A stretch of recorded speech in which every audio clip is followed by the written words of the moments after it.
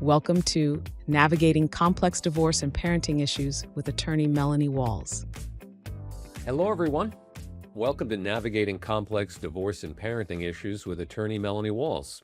Melanie is an OSBA certified specialist in family relations law who regularly works with families navigating high conflict divorce and custody situations, helping them to create structure and stability even when communication might have broken down. My name's SeanOConnor, and today Melanie and I are focusing on high conflict cases, how they're managed, what tends to escalate in those situations, and most importantly, what actually helps keep them on track. Melanie, hi, how are you? Great. How are you, Sean? I'm doing well. I've been enjoying our conversations, and I want to get into this one with a question around your ability to recognize early on that a case is likely to become high conflict rather than more routine. Are there like red flags that you have seen in your practice? Yes. And I think some of the red flags that we see come through at the initial intake, which is why I believe, having a pretty significant initial intake meeting with a potential client is very important for both parties to make sure that you're a good fit. A client walks into the office, says, I want to terminate my marriage. I really want to work things out. I don't want to go to court. I want to try to come up with the best solution for everyone involved. Then you know that they're open-minded, they're not conflict-oriented, and they want to work through the process. Another client comes into the office and says, I want full custody of the kids. I want support. I want the marital residence, and I want to take my spouse for everything I can. Then that's obviously going to be a high conflict case. You have a client come into the office and ask you, how many cases have you won? Are you a fighter? Or are you going to be on my side? That's another red flag that Yeah. they're looking at this as a win situation, not a I'm terminating my marriage. How are we dividing our assets and liabilities? What's in the best interest of our children? They are out to win. Those are some of the red flags that we see come through the office. And again, I can't stress enough why the initial client consultation is so important to the overall process. The client needs to have a good feeling about you, and you need to have a good feeling about that client, and believe that you can serve that client and their interests well. And sometimes it's not a good fit, and you need to know that up front instead of 6 months into the case, the client's asking and demanding things of you that you don't believe are in the client's best interest, and then you have to part ways. So that's what you don't want.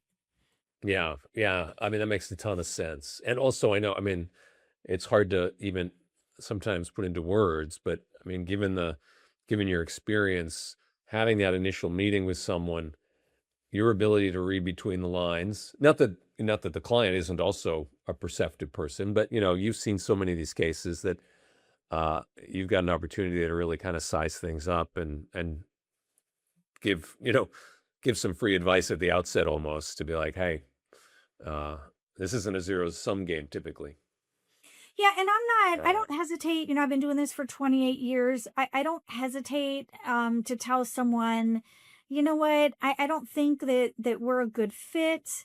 Um, and I'm really sorry, but I think your needs would be best served with another attorney. you're in the situation where, you've taken the case, it reaches, a pretty high level of conflict. What tends to drive that? What tends to drive the conflict throughout the process? There can be several factors that drive the conflict. It can be my client. Um, it can be the other party. It can be the other attorney. It can be the nature of some of the issues in the case. There can be mental health issues, there can be substance abuse issues. There are a lot of different things that can play into it. I mean, some people, it can be just, anger, fear. It's an emotional time for the parties. Yeah. And, sometimes their emotions are taking control, and that's the driving force. Sometimes you suggest to clients, to see a therapist to help them work through some of the issues so they can better focus on the task of terminating their marriage. Other times it's, you just have two different personalities. You have a strong personality in a case, and there's nothing wrong with that. You just, have to know how to manage that personality and how to best, respond to them, that helps alleviate their fears or their need for control, so that they understand that you are working towards a solution, and getting all of the assets divided, all of the debts addressed, and any other issue in the termination of their marriage. Mm-hmm. Mm-hmm. You mentioned, it's emotional, right? People can be overcome by their emotions or reactive. And you mentioned, hey, in some cases, it may make sense for, to recommend your client see a therapist, or, work through some other issues, just to, keep the eye on the long-term outcomes. I'm thinking of personal boundaries, in any kind of high conflict relationship situation, not just legal cases. Boundaries are critical. What does that look like in practice when communication is already difficult or inconsistent? How do you deal with that, the issue of boundaries? You brought up a good point. This is it's a very emotional time for a lot of people, and sometimes they, might lash out at their attorney. So in those cases, what you try to do is limit the phone calls and focus more on emails and written communication where you can really map it out.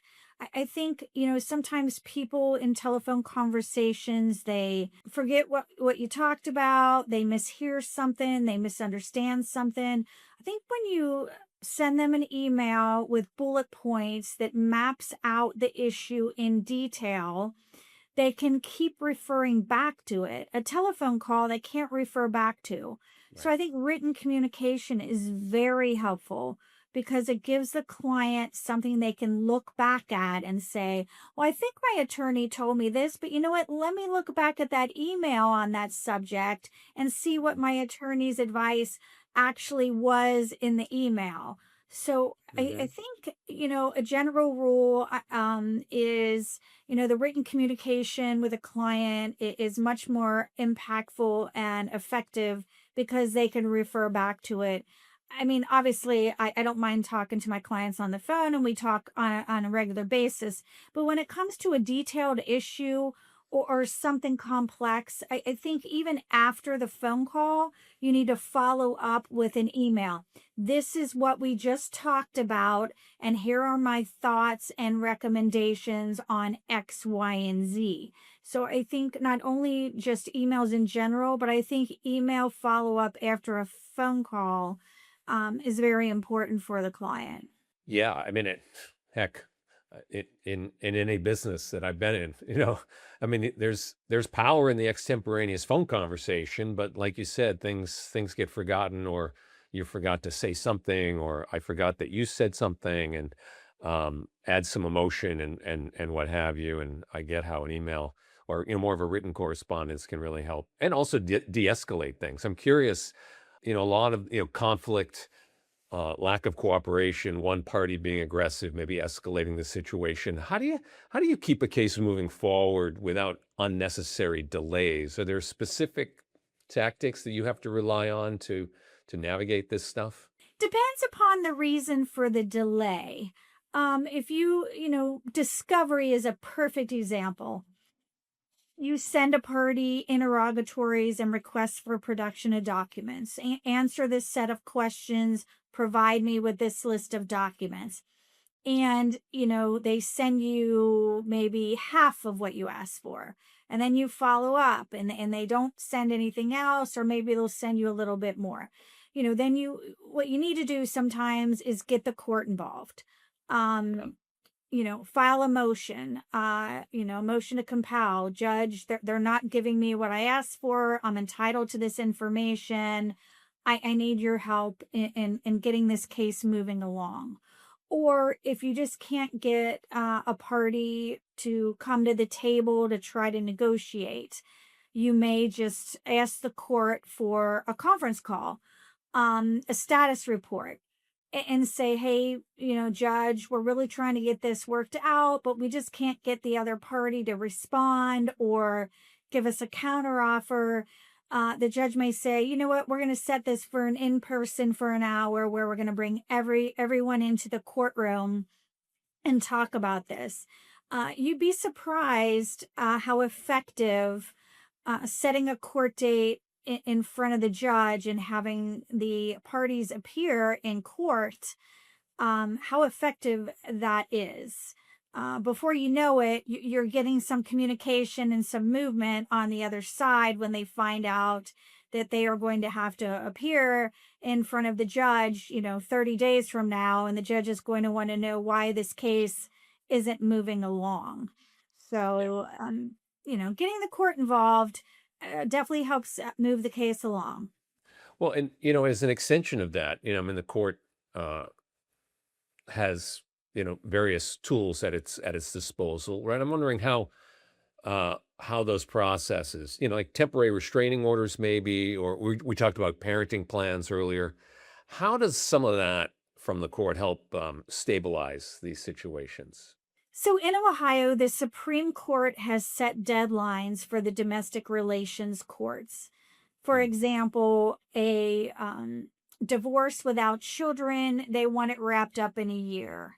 A divorce with children, they want it wrapped up in 18 months. Every court is different.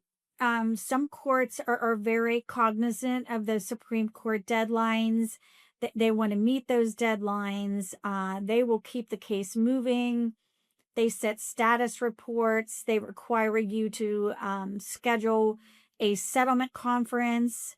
And they'll just keep it moving. And you're checking into the court every 60 to 90 days and letting that court know what you're doing with the case. Where are we with this? If you have real estate and you tell the court that the parties want to sell it, well, the court's going to check back in 60 days. Has it been listed? Do we have any offers? Is it listed at the right price? Does the court need to put any orders regarding the listing? So court-imposed deadlines are what really keep a case moving. You mentioned property ownership. Thinking about higher asset clients, right? What additional concerns come into play, when interpersonal conflict intersects with, business interests, finances, even privacy, right? High profile people or others for various reasons want to keep things private. Yeah. So, we were talking about mediation earlier and some other tools in the toolbox. With high profile cases, the last thing you want to do is file in court and have court involved. You can file the case under seal, but you're still having to appear in court. I think court is a last resort for high profile cases. You want to go ahead and do your homework ahead of time. You want to get the business valued. You want to have, your forensic accountant look over the books. You want to have your real estate appraisals done. You want to use private mediation. All of that you want to use. And obviously, in the ideal world, you want every case to settle and not be court involved. But if you have a high profile case and it has to be court involved, then you, after you've exhausted all other out of court remedies, then you would file the case under seal so that their name doesn't appear on any court website and people can't look into their case online. I want to circle back a little bit through more of a family lens with the time we have left here. As your case progresses, what tends to determine whether it becomes more manageable or continues to create ongoing disruption for the family? You mentioned, 18-month deadlines for cases involving children, that sort of thing. What are some things you've seen come into play here? Especially in cases involving children, my approach, what I like to do is I like to get parenting resolved first. That's a priority. I mean, we're working both sides. We're working the property side of it. We're getting appraisals done. We're getting the business valued, but that's not the primary focus. The first 6 months of the case, the focus is going to be on let's get a parenting schedule down. Let's get holidays agreed upon. Let's figure out, what we're doing with extracurriculars and child-related expenses. You really want the focus out of the gate to be on parenting, because once you get parenting resolved, that the kids know their schedule. I'm with mom every Monday and Tuesday. I'm with dad every Wednesday and Thursday, and I'm alternating weekends. There's not so much chaos in the home environment. Everyone has a set schedule. Everyone knows when they're going to be where. And then the parties can then focus on the financial piece of terminating their marriage, the assets and liabilities. But if your home life is in chaos, if your kids are in turmoil, that doesn't help get anything resolved. So I think that you really need to focus on parenting and then property. It makes a lot of sense for sure. I mean, just giving the emotions at stake and, one party or the other, like, I'm going to lose my kids or whatever, not to be too extreme, but all of those things, plus the toll on the kids. Mom and dad are going through a divorce. I mean, it makes sense, right? Like, get those things as buttoned down as you can, and then all the other is secondary, ultimately, with a family Yeah, situation. things tend to fall into place once the parties are able to be a little bit more calm. And obviously, not knowing when you're going to see your children, how much time you're going to have with your children, it is such an emotional part of terminating your marriage that once you get that resolved, I think then you can relax a little bit and focus on the financials. Got it. Well, Melanie, as always, thank you for sharing your expertise and point of view. We're out of time for this episode, but I know we'll talk again soon. Thank you, Sean. Great talking to you. That wraps up today's episode of Navigating Complex Divorce and Parenting Issues with Attorney Melanie Walls. If you'd like to learn more about Melanie's work or schedule a consultation with her, visit the website melaniewallslaw.com. As always, thanks for listening. I'm SeanOConnor. Don't forget to leave a thumbs up, subscribe to the show, maybe leave a review if you found this episode helpful. Have a great day. Thanks for watching. Be sure to hit that like and subscribe button and leave us a review in the comments.